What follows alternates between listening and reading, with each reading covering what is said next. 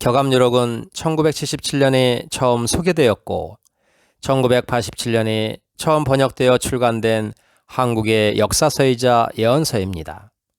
격암유록은 총 60장으로 구성되어 있으며 조선 명종 때의 예언가 격암 남사고 선생이 어린 시절 신인을 만나 전수받았다고 주장되고 있으나 현재 대한민국의 역사학계에서는 검토할 가치가 없는 위서라는 견해가 지배적입니다. 현재 전해지는 것은 1977년 이도운이 필사 기증한 것으로 국립중앙도서관에 수장되어 있습니다. 과연 격암유록이 전염병인 코로나와 전 세계적인 이상기후가 만연한 현재의 시대에 있어서 우리들이 믿고 따라갈 수 있는 미래의 지침서로서 충분한지 살펴보도록 하겠습니다. 격암유록은 총 60장으로 1장 남사고 비결, 2장 세론시, 3장 계룡론, 4장 내폐예언 60제, 5장 마룬론부터 시작해서 56장 도부신인, 57장 성운론, 58장 말초가, 59장 말중운, 60장 가불가로 구성되어 있습니다. 격암 남사고. 남사고 선생의 호는 격암이며 자는 경원 또는 경초, 복초 등이며 본관은 영양으로 현 울진군 금남면 수곡리에서 태어났다. 역학, 풍수, 천문, 복서, 상법의 비결에 도통하였으며 사직 참봉과 천문학 교수를 지냈다. 어릴 때부터 뜻세움이 견고하여 깊이 연구하기를 좋아하였고 쉽게 얻어지는 것은 생각조차 하지 않았고 항상 독서를 좋아해서 소학한질은 언제나 손에 갖고 있었다 한다. 또한 산수의 승경을 찾아 자연에 심취하였으며 시부를 즐기면서 두주를 불사하였으며 세속의 잡다한 영역에 초연하여 조그마한 오두막집에 거적으로 문을 달고 살면서도 항상 의연자적하였다 한다. 역수에 더욱 정밀하여 음양변화를 추산하는 술이 신통함은 물론이고 천문과 지리와 복서에까지도 그 요체를 깊이 터득하였기 때문에 하늘에서 나타나는 변화와 땅에서 보이는 증상을 신처럼 꿰뚫어 보았으며 현기와 묘용의 기변에도 극치에 달하여 사람들이 해동의 강절이라 칭하였다. 당대 주역의 대가인 복례 양사원 선생이 격암 선생의 명성을 일찍부터 들어온 터라 강릉부사로 부임해서 격암 선생을 초청하여 영리를 토론하였는데 천과인의 관계와 귀화신의 정상 등에 있어서 양사원 선생으로서는 도저히 상상도 듣지도 못한 논설을 듣고 나서는 깜짝 놀라 절을 하고 하는 말이 내가 지금에 와서야 비로소 선생을 신인인 줄 알게 되었다고 하면서 상대하기를 극히 존경하였고 편지로 안부를 물을 때면 혹 사씨라고도 쓰고 혹 자동선생이라고 썼을 정도로 그 예우함이 극진하였다고 한다. 미라미제의 남격암유적과 만유 임리후의 격암선생유전을 보면 세상에 전하기를 선생이 소시의 풍악산에 들어가 신이한 스님을 만나 석실로 인도되어 도서 3편을 전수받았다 한다. 또한 이수광의 지복유서를 보면 신인으로부터 징결을 얻어서 비술에 능통하였다고 전한다. 저서로는 임광기, 동상유처, 완역도, 천자주 등이 있었으나 대부분 병화로 불타버렸고 묘지명 한 편과 과거에 응시할 때 쓴 사륙부인, 해역촌주부 등이 남아있으며 세간에 전하는 비결서로는 격암유록이 단연 으뜸인데 마상록과 홍세지는 지금까지 숨겨져 전해오다가 근래에 밝혀진 진결인 것이다.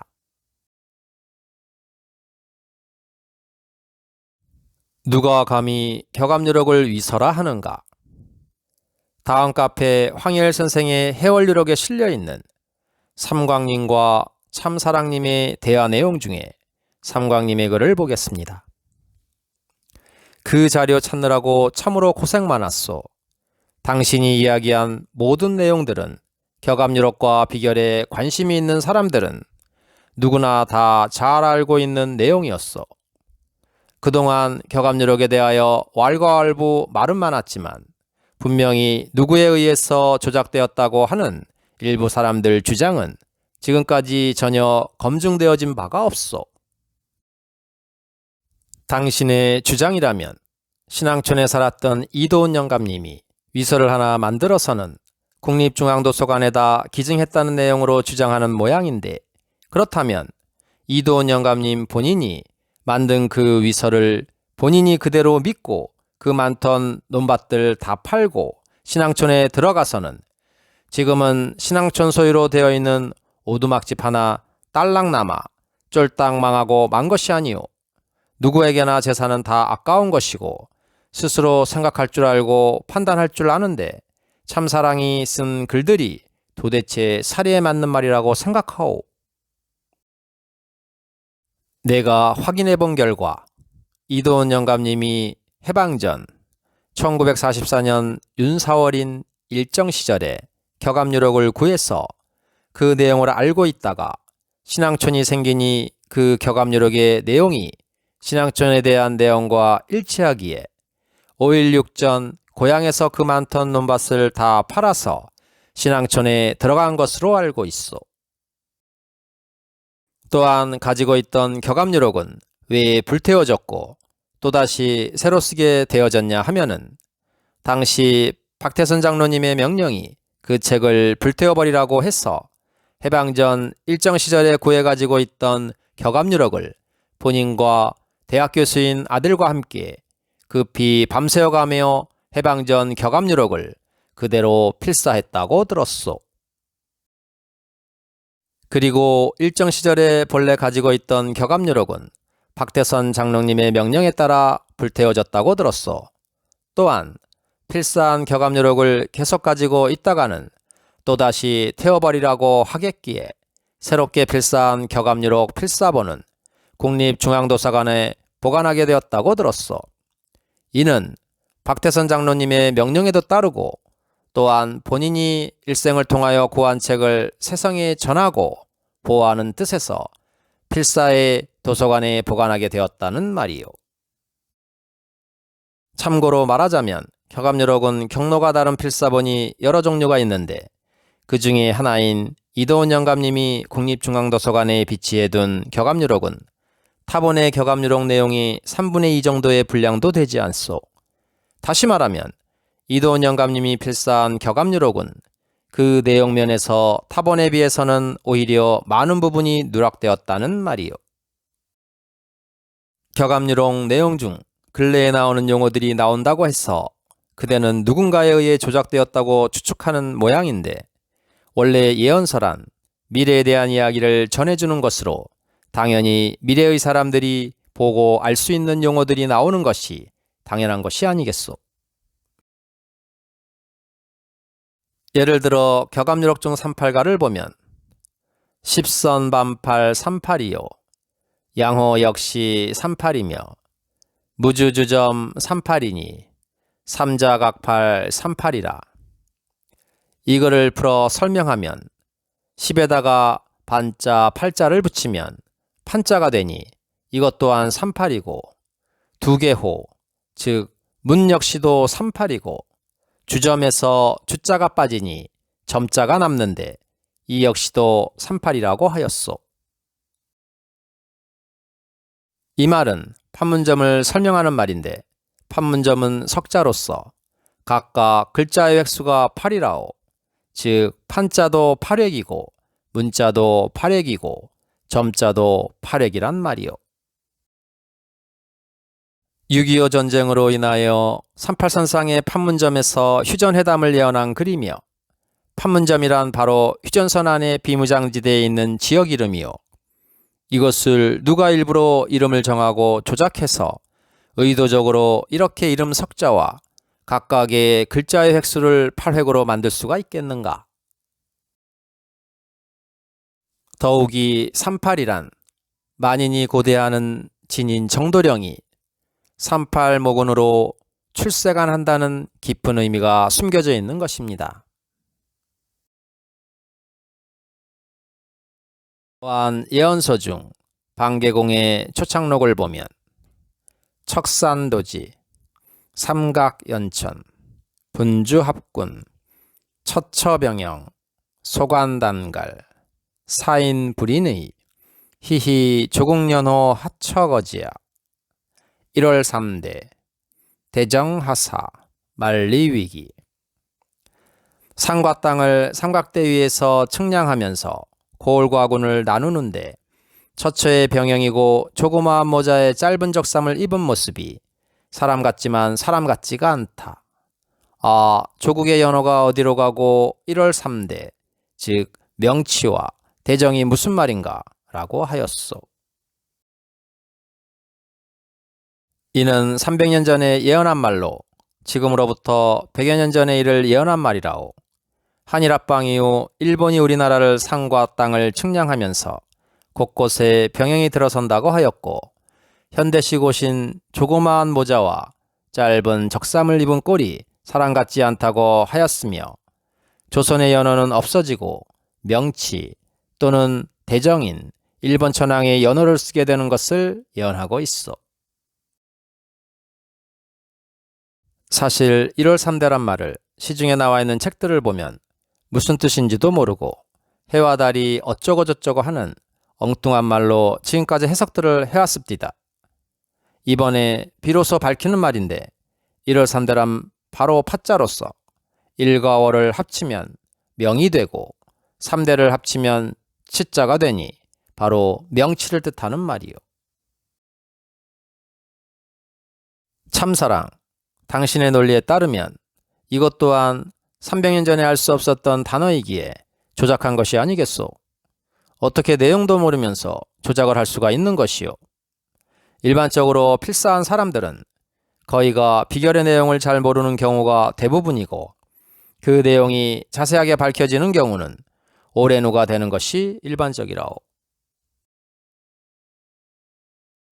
또한 한일합방을 초창록에서는 이란연합이라고 쓰고 있으며, 우리나라의 마지막 연호는 광무라는 것까지도 자세히 밝히고 있다오. 더 수많은 예를 들어서 설명할 수는 있지만 이 정도만 해두겠소.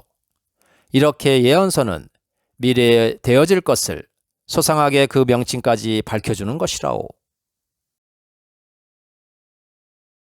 종교단체에서 그렇게 격압유록과 정감록과 여러 많은 예언서들을 인용하여 교리를 체계화시키고 교세를 확장시켜 왔는데, 이제 와서 자신들의 교리가 잘못된 것이 드러나니 조작 운운하는 것은, 이는 자신들의 곤란한 처지를 반전하기 위한 목적으로 볼 수밖에 없소. 잘 알지도 못하고 조작 운운하는 것은 사회적으로 큰 죄를 짓는 행위이며, 남에게 위설을 만들었다고 음해하고 다니는 것은 하늘에 더더욱 큰 죄라오. 그렇다면 다시 묻겠소.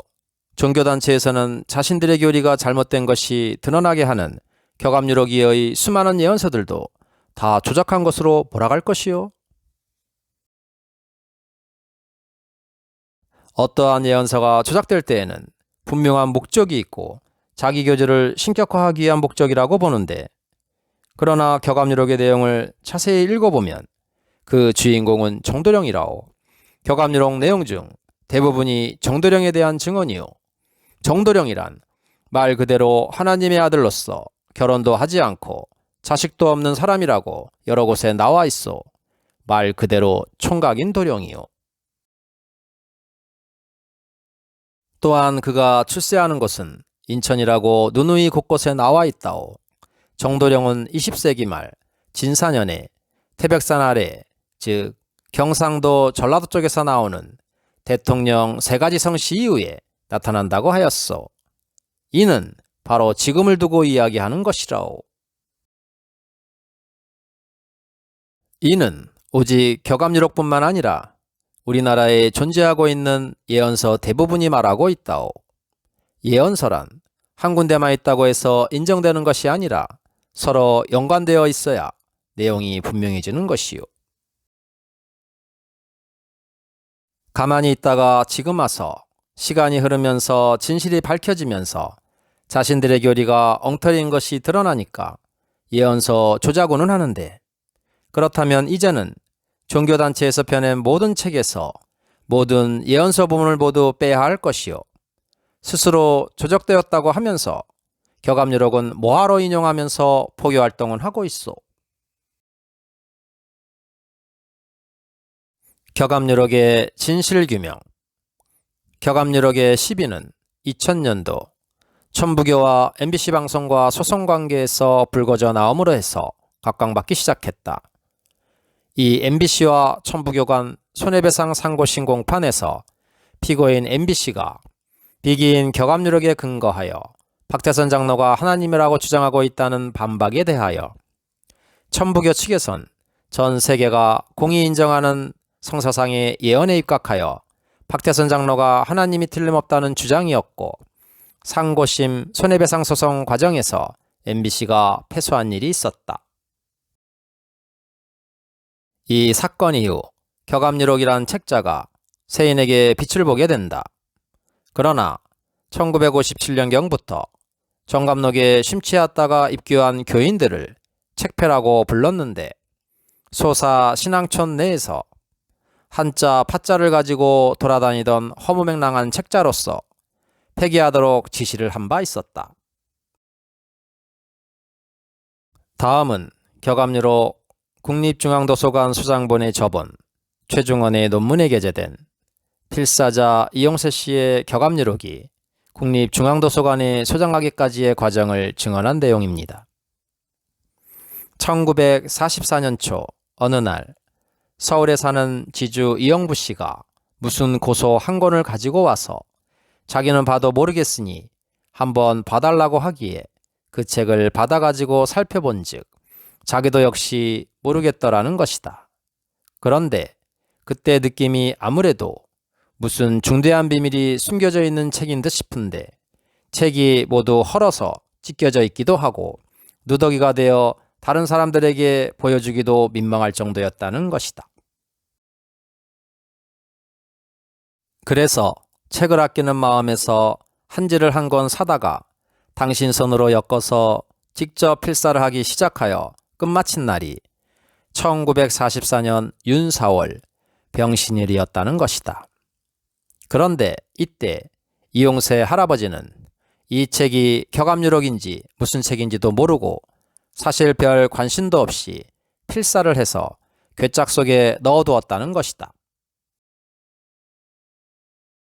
그러다가 그 후에 가까운 친구인 김기환, 김경환, 차현철 씨 등의 친구들이 매일같이 찾아와 앞으로 또 난리가 날 텐데 이때 잘못하면 모두 죽는다고 하였다.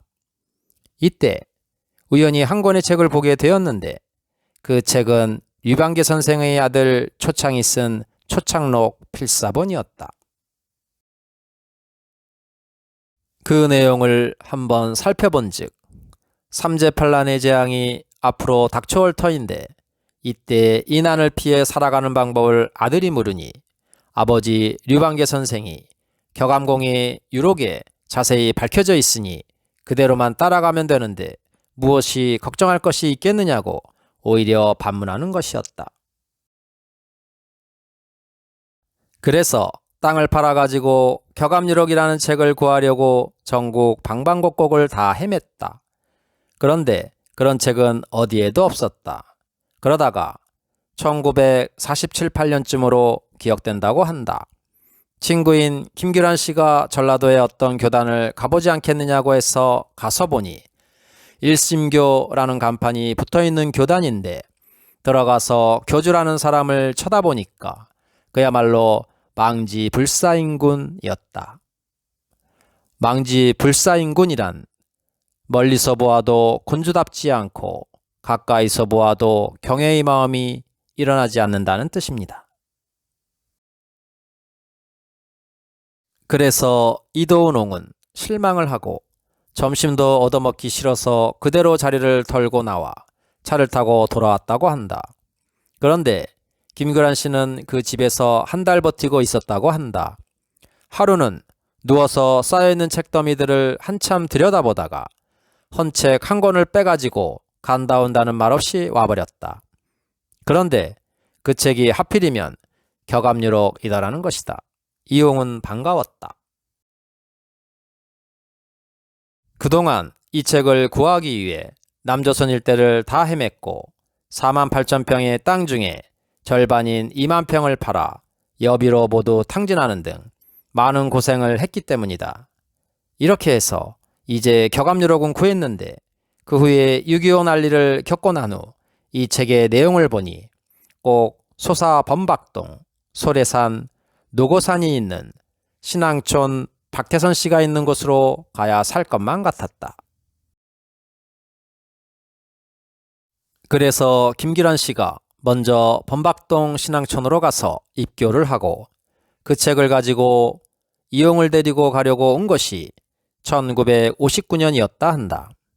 그래서 이용도 같이 따라가서 보니 신앙촌은 직접 들어오지 못하게 하고 밖에서 6개월간 대기 생활을 한 다음에 입촌 절차가 있었다는 것이다.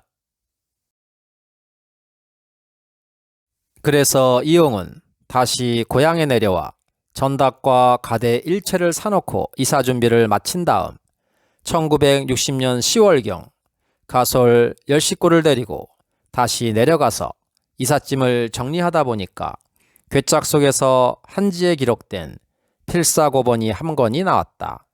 자세히 보니까 1944년 서울의 땅 주인 이영부 씨가 갖다 주어 당신 손으로 직접 베껴 쓴 책인데 이것이 격압유록이더란 것이다.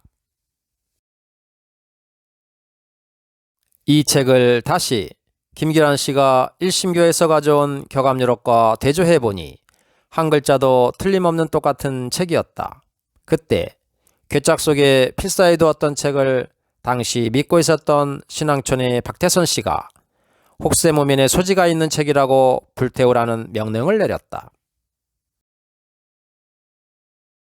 막 불태우기 직전에 당신이 이 책을 구하는데 힘들었던 과거의 정성이 너무 아까워서 박태선 씨 몰래 1977년 당신 손으로 또 일부는 조금은 타인의 손을 빌려서 다시 필사하여 놓고 보존 방법을 생각하다가 아주 영구 보존 방법을 생각하고 국립도서관에 기증한 책이 현재 국립중앙도서관에 소장되어 있는 격압유록 필사본이라는 것이다. 그러니까 1944년에 당신이 필사했던 책은 1977년 박태선 씨의 명령에 따라 불태워졌으며 그때 그대로 다시 필사한 것이 현재 도서관에 보존되어 있는 격압유록이다. 당시 김기란 씨가 1심교에서 가져왔던 필사본은 김홍이 작고하고 그 아들이 작고하고 동생이 작고하는 등 김씨 집안의 우환이 계속되다 보니까 김홍의 부인이 옹의 소장품 일체를 모두 소각시켰을 때 모두 함께 소각되었다고 한다. 갱정유도는 전라북도 순창군 일대에서 활동을 하고 있는 강대성이 창교한 신종교로서 일심교라고 부르기도 한다.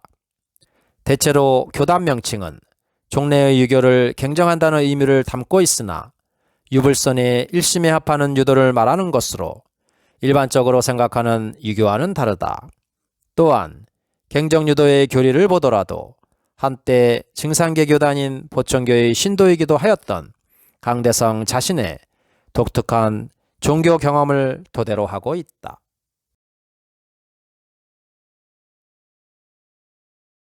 지금까지의 증언 내용을 살펴보면 1977년 처음 소개되었던 격압유록은 이도운 씨에 의해 국립중앙도서관에 기증되어 보관되었으며 그 격압유록의 내용 또한 신앙촌의 박태선 씨에 의해 조작된 것이 아니라 이도운 씨가 해방 전 일정 시절에 우연히 접하게 된 고서를 필사에 보관해 두었다가 그 필사본을 다시 필사한 내용이 현재의 국립중앙도서관에 보관된 것임을 알 수 있을 것입니다.